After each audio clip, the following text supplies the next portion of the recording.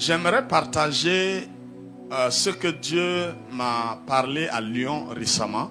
C'est adressé à nous en tant que vie abondante. Mais je voudrais que ça soit diffusé pour que ça soit adressé à quiconque croit au Seigneur Jésus et est dans une assemblée. Afin que cela puisse changer notre mentalité. Que cela puisse nous aider à être bénis au lieu d'être maudits.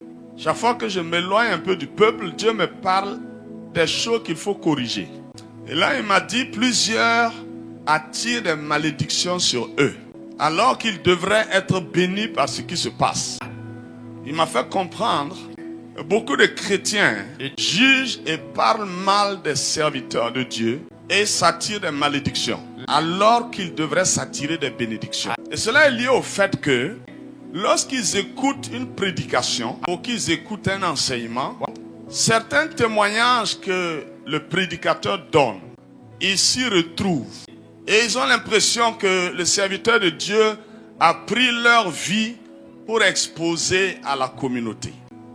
Et disent que c'est parce qu'il connaît ma vie, parce que je me suis confié à lui, il a pris mon exemple pour exposer. Ils se sentent blessés, ils sont frustrés, ils se referment, ils jugent l'homme de Dieu, ils le condamnent, ils ne veulent plus l'écouter. Ils vont aller le discréditer, parler mal de lui auprès de leurs amis, de leur famille. Et pire, il y a d'autres qui écoutent. Ils ne se reconnaissent pas, mais ils reconnaissent quelqu'un d'autre dans l'histoire qui est donnée. Ils vont voir cette personne. Ils vont dire, n'est-ce pas de toi que le pasteur a parlé aujourd'hui? Et ils révoltent les gens contre l'homme de Dieu.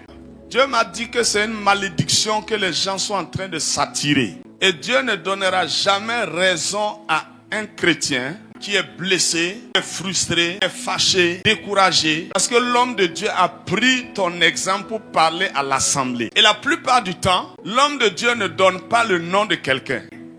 Il parle d'une situation. Mais toi, tu te reconnais dedans. Ou tu reconnais un membre de ta famille. Tu discrédites l'homme de Dieu. Dieu m'a dit, tu n'auras jamais raison.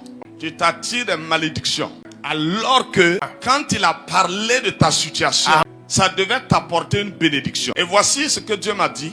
Lui, il a parlé de David. Dans les secrets de la vie de David. Comment David a vu Bathsheba. Comment il a été tenté. Il est rentré avec la femme. Et tout le système qu'il a fait pour pouvoir tuer Uri, le mari de Bathsheba.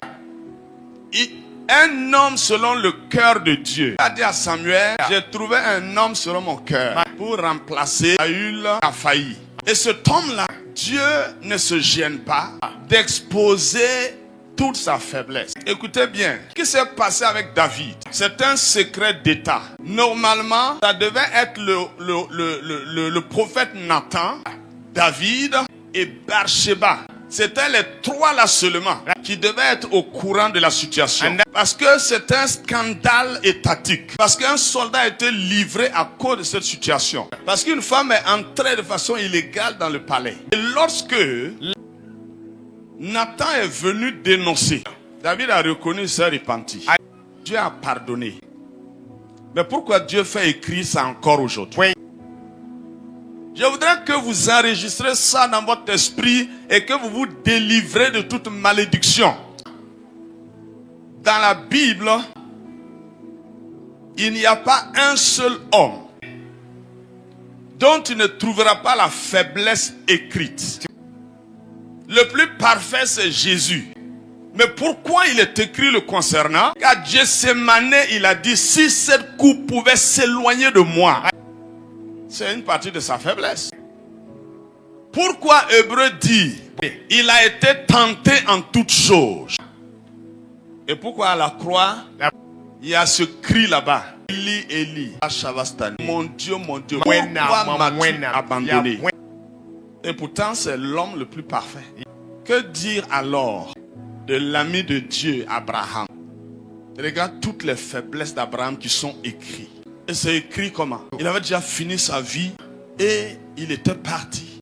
Et Dieu révèle ça à Moïse. Et Dieu n'est pas gêné d'écrire tout concernant Abraham. Il descend en Égypte et il dit à sa femme de mentir pour que sa vie soit sauvée. Son foyer qui a connu 13 ans de troubles, tout est écrit. Genèse 17, Dieu le menace. Ça veut dire qu'il est pas intègre. Il marche devant ma face. Il ne marchait pas devant la face de Dieu. Samson, regarde tous les détails. Moïse, regarde ses faiblesses. La Bible dit que toutes ces choses ont été écrites pour nous servir d'instruction. Autrement dit, pour nous sauver afin qu'on ne retombe pas là où les autres sont tombés. Leur vie ont été comme des panneaux de signalisation pour te montrer qu'il y a un virage dangereux, il y a un dos d'âne, il y a un cassis pour te sauver. Écoute-moi ce que Dieu m'a dit. Chaque fois que le péché de quelqu'un a sauvé quelqu'un d'autre, son péché est devenu une bénédiction pour lui-même. Abraham est assis dans la gloire. Samson aussi est là-bas. Puisque dans Hébreux 11, là, il fait partie des héros de la foi. Mais ils ne sont pas gênés quand on parle de leurs défauts. Parce que leurs défauts sont en train de sauver des gens aujourd'hui. Et toi, un petit comme ça, même pas encore arrivé. Quand tu as commis des erreurs, et le Père ne veut pas que quelqu'un d'autre commette ça. Il prend ton exemple. Il ne dit pas ton nom. Il dit seulement ce que tu as fait. Pour que les autres ne fassent plus.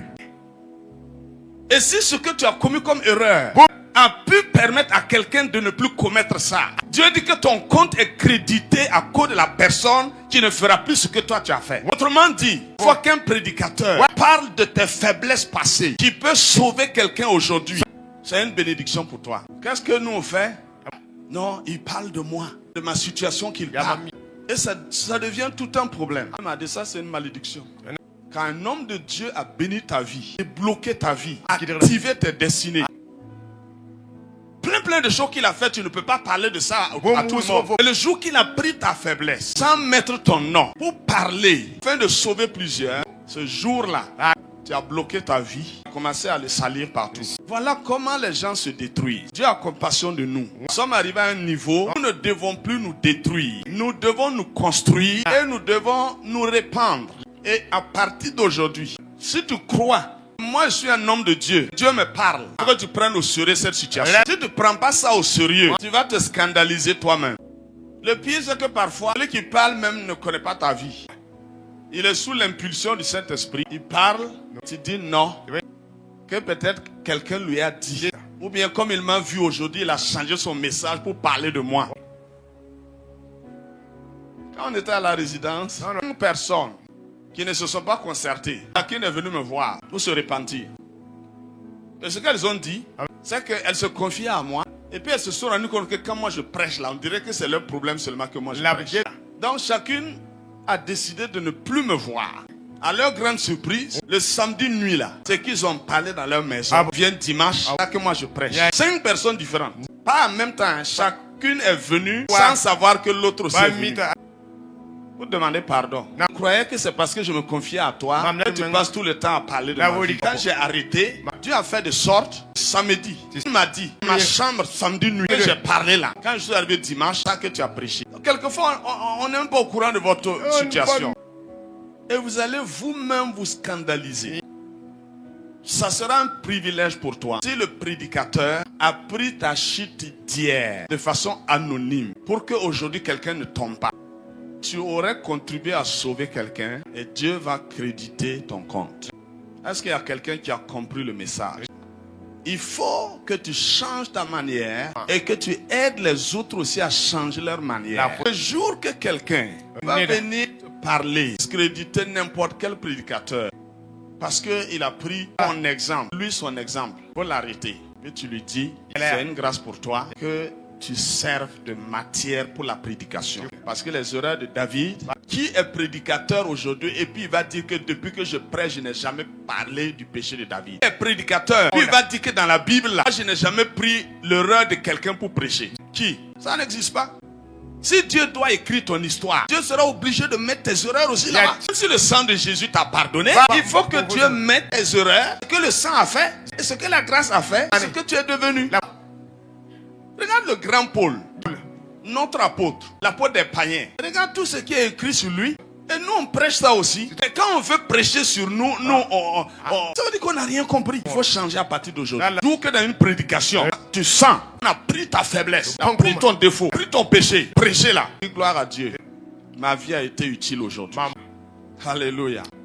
Je voudrais que cela soit diffusé. Aider le plus grand nombre de personnes. On change de mentalité. Qu'on vienne à l'église pour être béni. Qu'on vienne écouter pour grandir. Non pas nous détruire nous-mêmes. Je vais prier. Père, j'ai libéré la parole que tu m'as donnée à Lyon. Je sais que ce n'est pas pour cette communauté seulement. Plusieurs personnes sont dans cette situation. Des familles entières se sont rebellées, révoltées. Les gens ont révolté des groupes à cause de cette ignorance-là. Nous voulons nous repentir devant toi. Nous sommes trop orgueilleux. Nous pensons que nous sommes plus que Abraham. On ne doit pas parler de nos défauts. Nous sommes plus que Moïse. On ne doit pas parler de nos défauts. Nous sommes plus que David. On ne doit pas parler de nos défauts. Nous sommes plus que Samson. On ne doit pas parler de nos défauts. Nous sommes plus que Paul. On ne doit pas parler de nos défauts. Nous voulons nous repentir ce matin de la faveur de Dieu. Sans toi, nous ne sommes rien. Sans ton précieux sang, nous ne sommes rien. Sans ta grâce, la plupart d'entre nous ne devraient même plus être dans le ministère. On ne devrait même plus être dans l'église. Tellement ta grâce nous a rachetés du fond. Nous sommes tombés trop bas. Et ta grâce nous a sortis de là. Nous sommes devenus orgueilleux. Nous ne voulons plus qu'on parle de nous. On parle de nos erreurs. Pardon Seigneur. Que le sang de Jésus nous lave. Change notre mentalité. Donne-nous de célébrer la grâce. Comme tu as dit à Paul, ma grâce te suffit. Dans ta faiblesse, ma puissance se manifeste. Donne-nous de célébrer la grâce de Dieu. Chaque fois qu'on va parler de notre faiblesse, nous comprenons que c'est un temps où la grâce de Dieu va exploser dans notre vie. Et si on parle de notre faiblesse, de notre vivant, cette faiblesse ne reviendra plus jamais dans notre vie.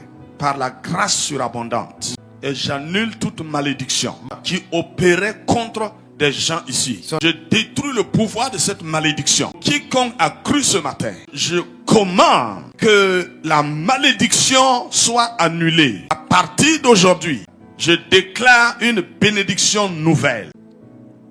Je déclare sur leur vie que toutes les fois où leur faiblesse a servi de matière pour relever des gens, pour ramener des gens à toi, que par ta grâce, leur compte soit crédité à nouveau. Qu'ils reçoivent la bénédiction à cause de toutes ces personnes qui se sont tenues debout par leur faiblesse qui les a sauvés. Sois glorifié, Père, au nom du Seigneur Jésus. Amen. Amen. Amen.